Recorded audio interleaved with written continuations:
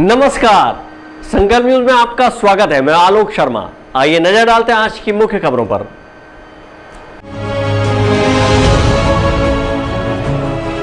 नौकरी पाने की चाहत लिए प्लेसमेंट कैंप में पहुंचे सैकड़ों बेरोजगार।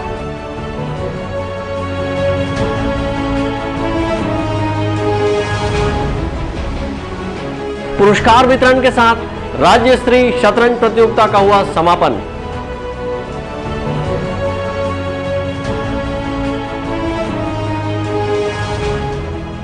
टोनी के संदेह में वृद्ध की हत्या, आरोपी चढ़ा पुलिस के हत्थे।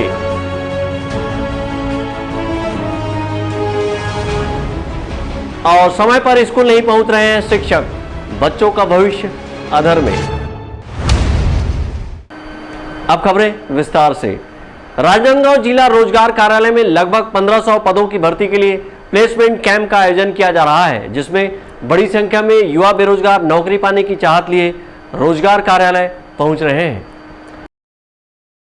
युवा बेरोजगारों को रोजगार के अवसर प्रदान करने के उद्देश्य से विभिन्न निजी कंपनियों के द्वारा जिला रोजगार कार्यालय के माध्यम से प्लेसमेंट कैंप का आयोजन किया जा रहा है, जिसमें विभिन्न अभ्यर्थियों से फॉर्म भरवाए जा रहे हैं। इधर प्लेसमेंट कैंप की जानकारी मिलने पर सैकड़ों की संख्या में युवा बेरोजगार रोजगार कार्यालय पहुंचे। रोजगार कार्यालय के उप संचालक SV राजौरिया का कहना है कि विभिन्न निजी कंपनियों के द्वारा प्लेसमेंट कैंप का आयोजन किया जा रहा है, जो 20 जून से 24 जून तक आयोजित होगा। वहीं 28 जून से 30 जून तक भी प्लेसमेंट कैंप का आयोजन किया गया है। ये प्लेसमेंट कैंप जो अभी राजनांदगांव रोजगार कार्यालय में चल रहे हैं, ये विभिन्न कंपनियों द्वारा आयोजित किया जा रहा है और उन्होंने मांग की थी नियोजकों ने कि आप अपने कार्यालय में ये प्लेसमेंट कैंप लगाएं। तो अभी प्रथम हॉस्पिटलिटी ट्रेनिंग सेंटर ममता नगर वाले जो हैं, उन्होंने हमें लगभग यूँ समझिए कि 70 पद दिए हुए हैं और इनकी बेसिक नीड ये होती है कि ये ट्रेनिंग देते हैं। ट्रेनिंग देने के बाद में ये होटल्स में 3 स्टार 5 स्टार होटल्स में बच्चों को भेजते हैं, जहाँ पे बच्चे डायरेक्ट अपना जॉब कर पाते हैं। और ये 20 तारीख से लेके 24 तारीख तक हम कंटिन्यू आयोजित कर रहे हैं। दूसरा है भारतीय जीवन बीमा निगम। भारतीय जीवन बीमा निगम चाहता है कि लगभग 100 पद हैं उनके 100 पदों को वो LIC के एजेंट के रूप में भर्ती करना चाहता है। एक एग्जामिनेशन होगा उनका LIC एजेंट के रूप में, इसके बाद भर्ती कर लिया जाएगा। अभी हम 20 तारीख से 24 तारीख तक इंटरव्यू आयोजित कर रहे हैं। तीसरा है टेक्नोट्रॉस्क प्राइवेट लिमिटेड। ये कस्टमर केयर सर्विसेज है, इसके 500 पद हैं हमारे पास में और ये लगातार पिछले 15 दिनों से हमारे पास में आ रहे हैं नियोजक। इंटरव्यू अनवरत चालू है और अभी भी उनके पास में काफ़ी पद बचे हुए हैं, क्योंकि हमारे राजनांदगांव ज़िले के बच्चों में उतनी प्रतिभा की कमी है। दैट्स वाई वो अभी धीरे धीरे बच्चे आते जा रहे हैं, ये चल रहा है। और अलर्ट सिक्योरिटी सर्विसेज लालपुर, ये रायपुर वाले हैं और इन्होंने हमें 140 पद अभी और 90 पद और, तो इस तरह से कुल मिला के 230 पद अधिसूचित किए हुए, इनके विरुद्ध भी इंटरव्यूज़ चल रहे हैं। बाकी भविष्य में जो हमने योजना बनाई है वो है, ये यूँ समझिए आपकी 28/6 से 30/6 तक SIS अनूपपुर वाले आ रहे हैं और उन्होंने हमें 800 पद दिए हैं। तो इन सारे लोगों का इंटरव्यू होगा, भर्ती होगी, एग्जामिनेशन होगा, जिससे कि हमारे मैक्सिमम बच्चे जो हैं, ये जितने रोजगार चाहते हैं वो भर्ती हो जाए। ये तो अभी शुरुआत है, इसके बाद पूरा साल अभी बाकी है। प्लेसमेंट कैंप में निजी कंपनियों की बम्पर भर्ती निकाली गई है, जिसके तहत लगभग 1565 पदों के लिए अभ्यर्थियों का चयन किया जा रहा है, जिसमें customer service, housekeeping, attendance, LIC agent, security guard, agent, सुरक्षा सुपरवाइज़र सहित विभिन्न पद शामिल हैं। भारतीय जीवन बीमा निगम द्वारा ही बीमा एजेंट के लिए 100 पदों पर भर्ती निकाली गई है। वहीं सर्वाधिक SIS इंडिया लिमिटेड अनूपपुर द्वारा 680 सिक्योरिटी गार्ड और 120 सुरक्षा सुपरवाइज़र के पद पर भर्ती की जानी है, जिसको लेकर युवाओं में भी खासा उत्साह बना हुआ है। सैकड़ों की संख्या में युवा इन पदों पर नौकरी पाने की चाहत लिए रोजगार कार्यालय पहुंच रहे हैं। विकल्प श्रीवास्तव और अमित चटर्जी के साथ हफीज खान, संकल्प न्यूज। राजनांदगांव शहर के उद्याचल में आयोजित 3 दिवसीय 44वीं ओलंपियाड राज्य स्तरीय शतरंज टूर्नामेंट का रंगारंग समापन रविवार को किया गया। इस टूर्नामेंट में दुर्ग के यश अनिल कान्होलकर ने बाजी मारी है, वहीं रायपुर की अरुणमय ढोलिया दूसरे स्थान पर रही है। राजनांदगांव शहर की राशि वारुटकर 5वें स्थान में अपना जगह बनाने में कामयाब रही है। विजेता प्रतिभागियों को अतिथियों ने आकर्षक पुरस्कार से नवाजा है। राजनांदगांव जिले के उद्याचल भवन में 3 दिवसीय 44वीं चेस ओलंपियाड 2022 राज्य स्तरीय शतरंज प्रतियोगिता का समापन रविवार को किया गया। इस अवसर पर विजयी प्रतिभागियों को आकर्षक पुरस्कार से नवाजा गया। इस चयन प्रतियोगिता में 6 विजयी प्रतिभागियों को आगामी दिनों चेन्नई के महाबलीपुरम में आयोजित ओलंपियाड में शरीक होने का मौका मिलेगा। शतरंज संघ के जिला अध्यक्ष ललित भंसाली ने बताया कि यूक्रेन युद्ध के चलते इस प्रतियोगिता का प्रतिनिधित्व करने का मौका भारत देश को मिला हुआ है। इस प्रतियोगिता में 179 देश के खिलाड़ी हिस्सा लेंगे।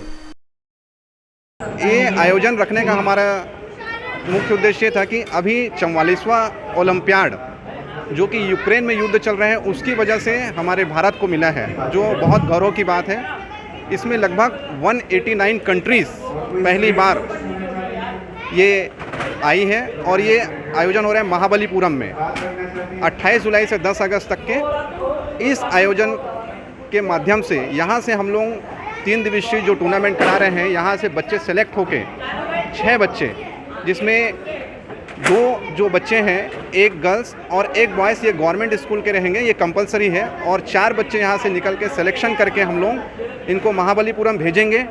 वहाँ पे महाबलीपुरम में इनको रुकना, खाना ये सारा फ्री है। जाने के लिए हम लोग राज्य शतरंज संघ, हमारे शतरंज संघ के तरफ से हम लोग 2000 रुपये प्रति बच्चे दे रहे हैं। राजनांदगांव में आयोजित 44वीं चेस ओलंपियाड 2022 राज्य स्तरीय प्रतियोगिता में प्रदेश भर के करीब 150 खिलाड़ियों ने हिस्सा लिया और शह और मात के इस खेल में अपना खेल प्रतिभा का जौहर दिखाया है। समापन समारोह के मुख्य अतिथि पूर्व महापौर नरेश डाकलिया थे। इस मौके पर पूर्व महापौर नरेश डाकलिया ने विजयी प्रतिभागियों को अपनी शुभकामनाएं एवं खिलाड़ियों के उज्जवल भविष्य की कामना करते हुए कहा कि आगे भी खिलाड़ी अपने उत्कृष्ट खेल का प्रदर्शन कर देश प्रदेश सहित जिले का नाम रोशन करेंगे। राजनांदगांव संस्कार धानी में, जो कि हॉकी और झांकी के नाम से प्रसिद्ध है, एक नया अध्याय जुड़ा है शतरंज के नाम से। और इस प्रतियोगिता में लगभग 140 बच्चों ने हिस्सा लिया। बहुत सफलतापूर्वक ये आयोजन हुआ। इसके लिए मैं आयोजनकर्ता जिला शतरंज संघ और उद्याचल को बहुत बधाई देना चाहता हूँ। सभी बच्चों के उज्जवल भविष्य की कामना करता हूँ। यहाँ से 6 बच्चों का जो चयन हुआ है उनको बहुत बधाई देता हूँ कि भविष्य में खूब मेहनत, प्रैक्टिस कर, लगन के साथ में खूब खेल के देश का नाम आगे रोशन करें। ऐसी शुभकामना सभी खिलाड़ी बच्चों को देना चाहता हूँ। मैं चाहता हूँ कि हर खेल में छत्तीसगढ़ राजनांदगांव के लोग बहुत पार्टिसिपेट करें और भारत और इंटरनेशनल ओलंपिक तक राजनांदगांव के लोग जाएं। इसी शुभकामना के साथ मैं सभी बच्चों को पुनः शुभकामना, बधाई, आशीर्वाद देता हूं। शतरंज प्रतियोगिता 9 राउंड में खेली गई। इस प्रतियोगिता में दुर्ग के शतरंज खिलाड़ी अनिल कान्होलकर प्रथम स्थान पर रहे। वहीं दूसरे स्थान पर रायपुर की अरुणमय ढोलिया रही। तीसरे स्थान पर बिलासपुर के प्रशांत कुमार ध्रुववंशी रहे। इसी तरह चौथे स्थान पर दुर्ग की मटके इशिका रही। वहीं राजनांदगांव की राशि वारुटकर 5वें स्थान में अपना जगह बनाने में कामयाब रही है। अंतिम 6वें स्थान पर बालोद गुरकापार की धारनी साहू रही है। उल्लेखनीय है कि चेन्नई में आयोजित ओलंपियाड के लिए 2 प्रतिभागी शासकीय स्कूल के और 4 प्रतिभागी गैर शासकीय स्कूल के विजयी प्रतिभागियों का चयन किया गया है। प्रतियोगिता का आयोजन ऑल इंडिया चेस फेडरेशन के तहत प्रदेश शतरंज संघ द्वारा 17 जून से 19 जून तक खेली गई है। अमित चटर्जी और विकल्प श्रीवास्तव के साथ परमानंद रजक, संकल्प न्यूज़। छुईखदान क्षेत्र के सहकारी समितियों में खाद बीज का पर्याप्त भंडारण न होने से किसानों को खाद बीज की समस्या से जूझना पड़ रहा है। किसान डीएपी खाद को खुले बाजार में अधिक मूल्य में खरीदने मजबूर हो रहे हैं। वहीं समितियों द्वारा किसानों को वर्मी कंपोस्ट खाद जबरदस्ती थमाया जा रहा है, जिससे किसानों में नाराजगी देखी जा रही है। राजनांदगांव जिले सहित छुईखदान क्षेत्र में मानसून सक्रिय हो गया है और बीते 2 दिनों से रुक रुक कर बारिश हो रही है, जिससे किसानों के चेहरे खिले हुए हैं और किसान अपनी खेती किसानी के कार्य में जुट गए हैं।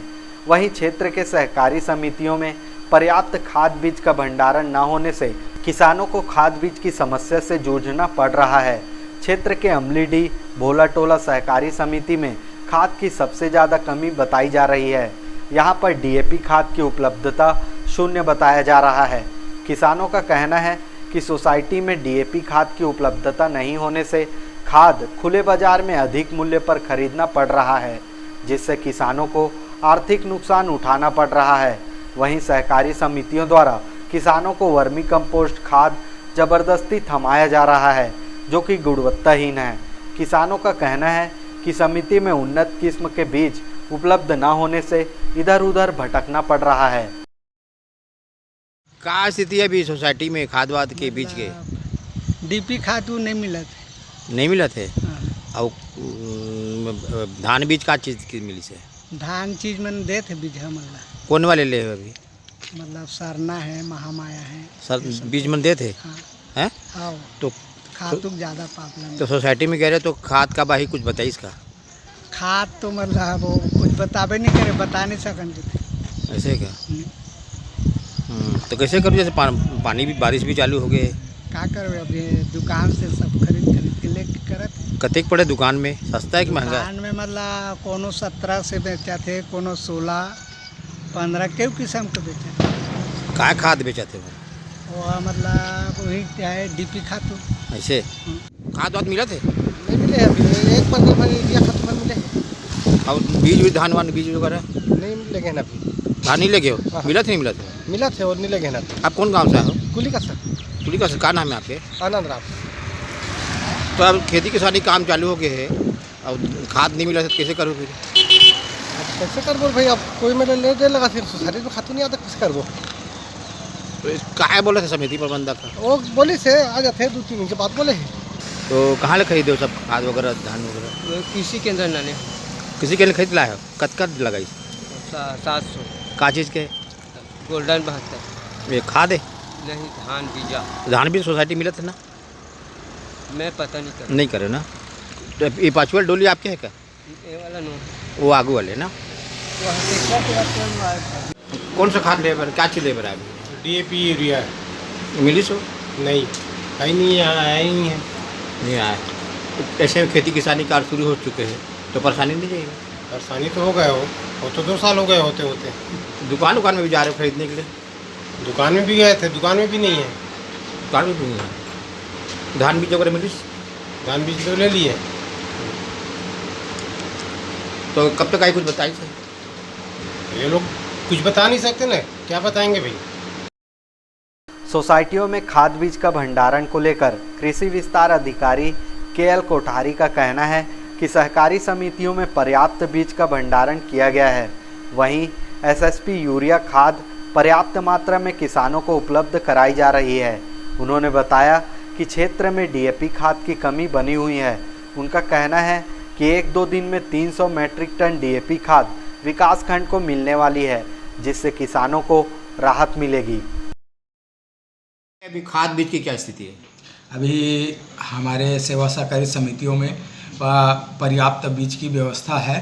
खाद एसएसपी यूरिया पर्याप्त मात्रा में है, डीएपी की थोड़ी सी कमी है। 1-2 दिन में 300 मीट्रिक टन विकासखंड को मिलने वाला है, उससे थोड़ी राहत मिलेगी किसानों को। हमने कुछ किसानों से पूछा तो कह रहे हैं कि सोसाइटी में नहीं है तो हम दुकानों से खरीद रहे हैं। रही बात निजी विक्रेताओं से, निजी विक्रेताओं के पास अभी वर्तमान में डीएपी उर्वरक उपलब्ध नहीं है।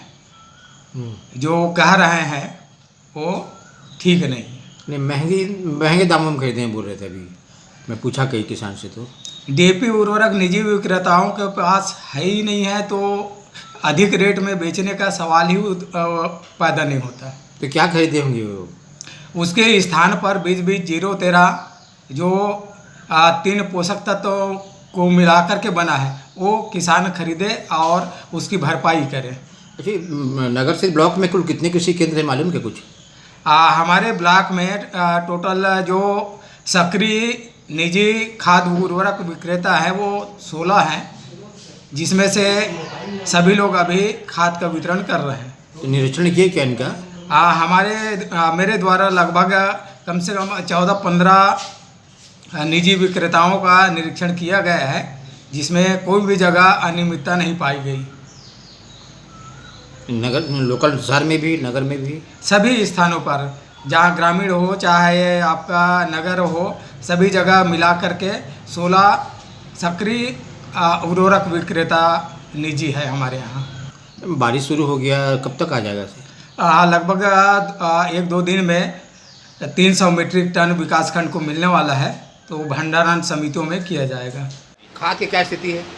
खाद का एकदम ज़्यादा शॉर्टेज, अभी तक के एक भी बोरी डीएपी नहीं आया है ना, एक बोरी सुपर फास्फेट नहीं आया है। तो लिखे नहीं ऊपर, नहीं सूचना नहीं दी ऊपर? सूचना दे दिए हैं, कई बार दिए हैं। आरोपिक अपना तो बहुत पहले का कटा 155 टन उसका है डीएपी का, 126 टन यूरिया का है और 65 टन सुपर फास्फेट का कटा डबल लाख में है। सरना भी धान मिल जाएगा? सरना धान 50 कुंटल 10 किलो आए हैं, बिक भी गए हैं। ज़्यादा क्या मांग, कौन सा धान बीच में मांग ज़्यादा? अभी सरना है ओनली। फिर कितने किसान पड़ कितने इस साल 1703। कब तक आ जाएगा जैसे? अब खाद का आज भेज रहे हैं, काली भेज रहे हैं, ऐसा बोल रहा है। अब कब तक निश्चित डेट नहीं बता सकते ना हम लोग भी। ऐसा है वर्मी कंपोस्ट खाद, वर्मी कंपोस्ट तो फुल बांट रहे हैं, हमारे पास अभी नील हो गए हैं। कृषि विस्तार अधिकारी केएल कोठारी ने बताया कि क्षेत्र में 16 निजी उर्वरक केंद्र संचालित है, उनके पास भी डीएपी खाद की उपलब्धता बनी हुई है।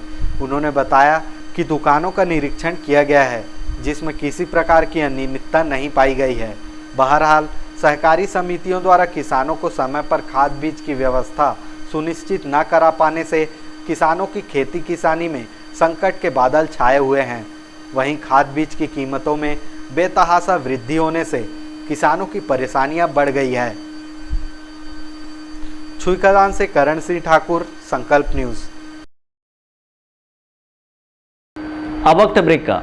ब्रेक के बाद आप देखेंगे समय पर स्कूल नहीं पहुंच रहे शिक्षक।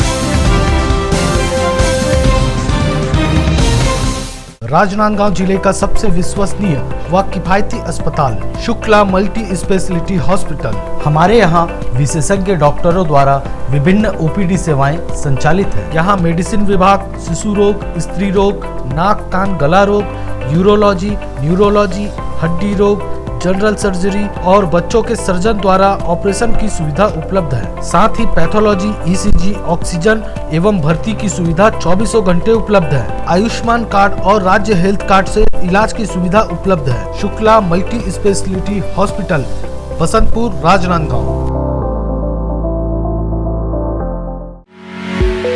आपके सही फर्नीचर का पूरा ध्यान रखता है महावीर फर्नीचर्स। सभी प्रकार के पलंग, दीवान, फोल्डिंग पलंग, luxury sofa set, bedroom set से लेकर सभी प्रकार के office furniture, revolving chair, TV unit सहित डाइनिंग व ड्रेसिंग टेबल का भरपूर स्टॉक एक ही छत के नीचे। ऑटोमेटिक मशीन से निर्मित स्टील अलमारी, ब्रांडेड कंपनियों के गद्दे व furniture, branded plastic chair, centre table, study table, folding सीढ़ी, सभी सामान थोक व चिल्लर भाव में। आपके जगह व साइज अनुसार सभी फर्नीचर ऑर्डर से भी बनाया जाता है। TV, fridge, window plus plastic cooler जैसे इलेक्ट्रॉनिक सामानों का ऑर्डर लिया जाता है। स्टील से संबंधित सभी कार्य किए जाते हैं। शादी सीजन के लिए कम कीमत पर आकर्षक पैकेज उपलब्ध है। हमारे यहाँ सोफा सेट्स व रिवॉल्विंग चेयर रिपेयरिंग किया जाता है। आज ही आए Mahavir furnitures, stadium road, Gandhinagar, Mahamaya Chowk के पहले, राजनांदगांव।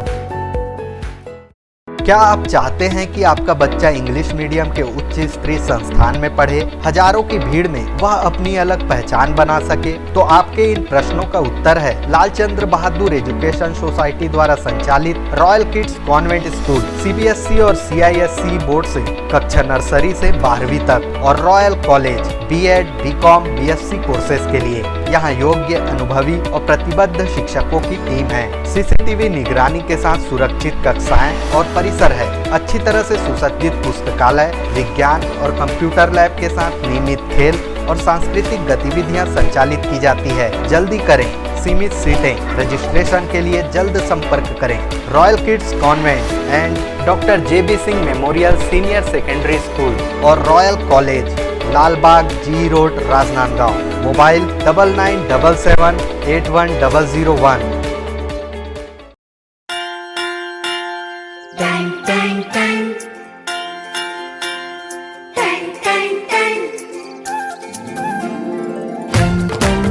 सुनो घंटी बजी स्कूल की, चलो स्कूल तुमको पुकारे। पल पल पल रोशनी जो मिली स्कूल की, जगमगाओगे तुम बन के तारे। मैं अपनी सफलता का श्रेय अपने माता पिता के साथ साथ अपने स्कूल के सभी गुरुजनों, अपने प्राचार्य महोदय संजय गाडिया सर, उन्हें देना चाहूँगी। कोरोना काल के समय में ऑनलाइन कक्षाएं नियमित रूप से हर दिन संचालित हुआ करती थी। ATL लैब से भी हमें बहुत सारी मदद मिली। जगमगाओगे तुम बन के तारे।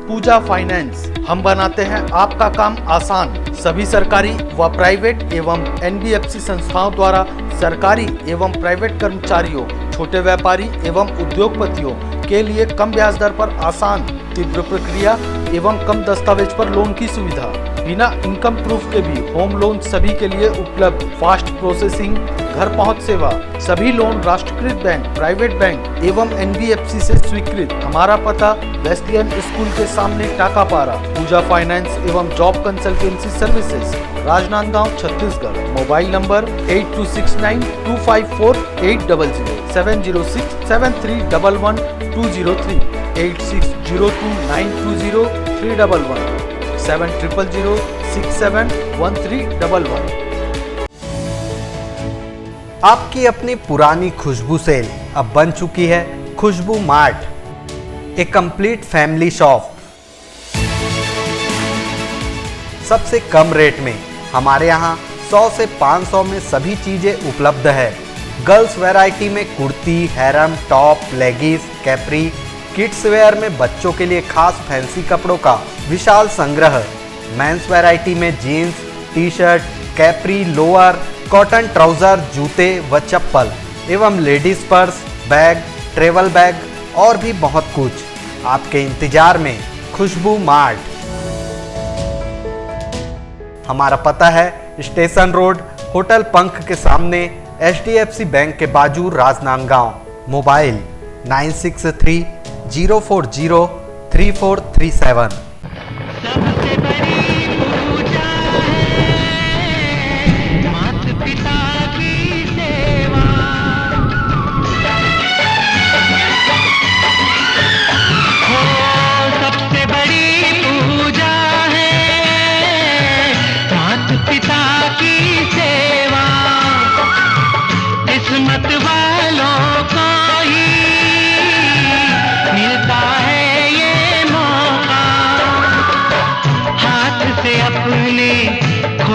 देना मौका ये खिदमत का, जन्नत का दर खुल जाएगा, तेरा किया आगे आएगा।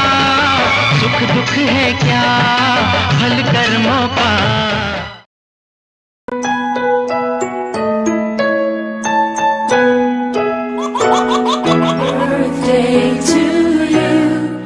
आप अपने बच्चे के जन्मदिन को बनाइए खास संकल्प केबल नेटवर्क के साथ। सिर्फ 500 रुपये में 30 सेकंड का विज्ञापन हर 3 गाने के बाद, और आपको मिलेगा 1 पाउंड का केक फ्री। आप अपने बच्चे की तस्वीर हमें व्हाट्सएप के इन नंबरों पर भेज सकते हैं।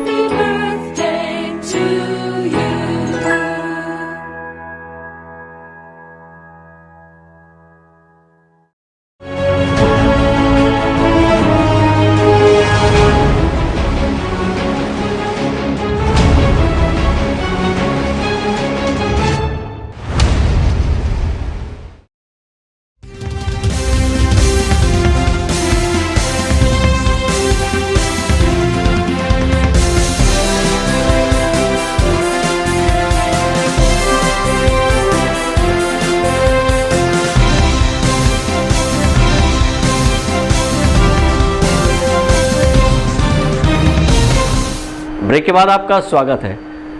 बेहतर शिक्षा व्यवस्था के लिए छत्तीसगढ़ शासन निरंतर प्रयासरत है, तो वहीं शिक्षकों की लापरवाही की वजह से बच्चों का भविष्य संकट में दिखाई देता है।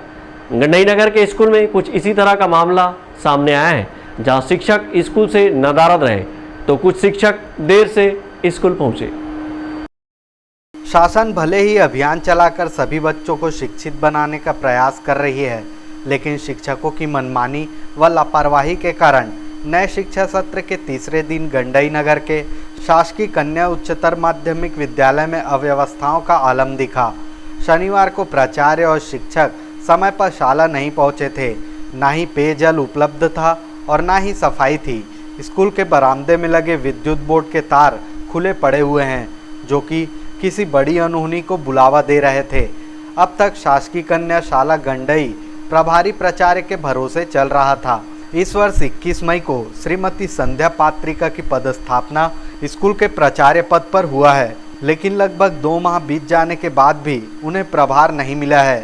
साथ ही प्रभारी प्राचार्य ओम प्रकाश सोनी ने प्रभार अब तक क्यों नहीं दिया है, इस पर भी सवाल उठ रहे हैं। जन भागीदारी के अध्यक्ष शैलेंद्र जायसवाल ने बताया कि शिक्षा मंत्री के गंडई प्रवास के दौरान शिक्षकों की मांग की गई है, जिस पर शिक्षा मंत्री ने जल्द ही शिक्षकों की व्यवस्था करने का आश्वासन दिया है।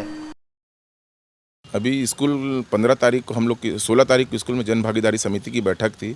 हमारे 21 मई को हमारे नए प्राचार्य आ गए थे, लेकिन प्रभारी प्राचार्य ओम प्रकाश सोनी ने अभी तक चार्ज नहीं दिया है। इस संबंध में मीटिंग में उनको दिशा निर्देशित किया गया है कि उनको चार्ज जल्दी दी जाए और स्कूल की जो अव्यवस्था है उसको सुधारा जाए करके हम लोगों ने समिति के सभी सदस्यों ने ओम प्रकाश सोनी को निर्देशित किया। उन्होंने मंगलवार तक का चार्ज देने को बात कही है।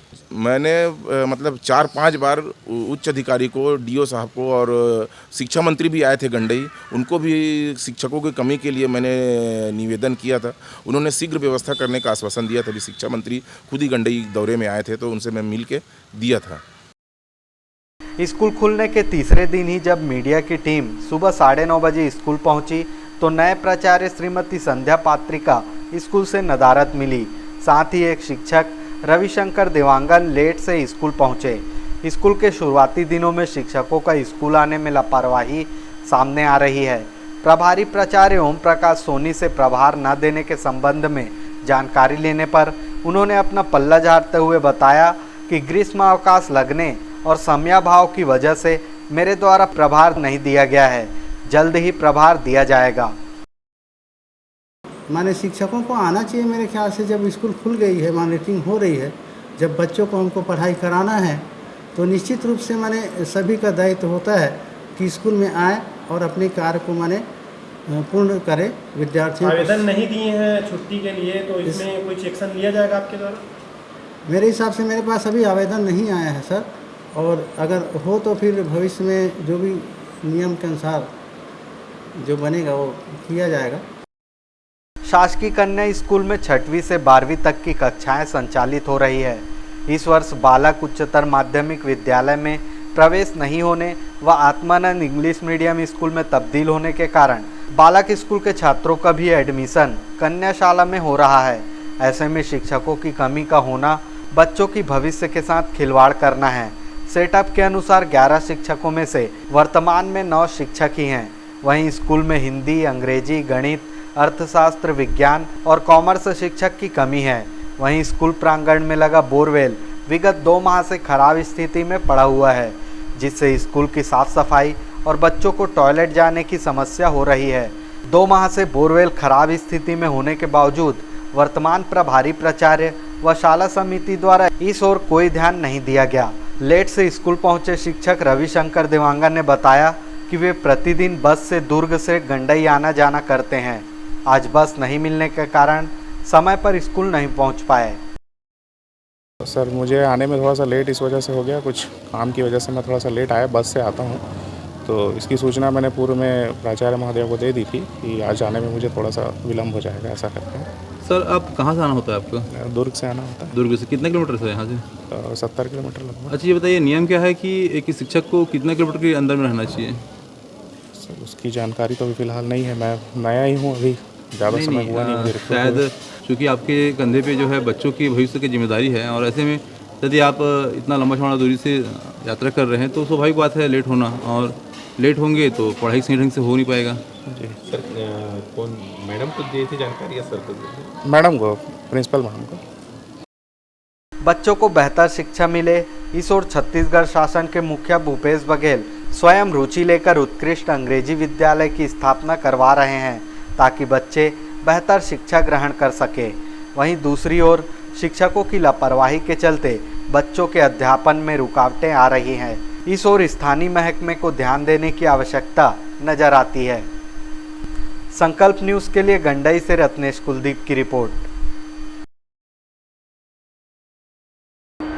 राजनांदगांव जिले में मानसून के सक्रिय होने से ठंडक मिल रही है और उमस भरी गर्मी से राहत मिली है। वहीं बीते 2 दिनों से हो रही रुक रुक कर बारिश के बीच खेती किसानी का कार्य भी शुरू हो गया है। राजनांदगांव जिले में मानसून सक्रिय हो चुका है और गरज चमक के साथ 2 दिनों से रुक रुक कर बारिश भी हो रही है, जिससे मौसम में ठंडक आई है और लोगों को गर्मी से राहत मिली है। भीषण गर्मी के बीच मानसून का इंतजार था। बीते वर्ष के मुकाबले मानसून इस वर्ष लगभग 1 सप्ताह देर से सक्रिय हुआ है।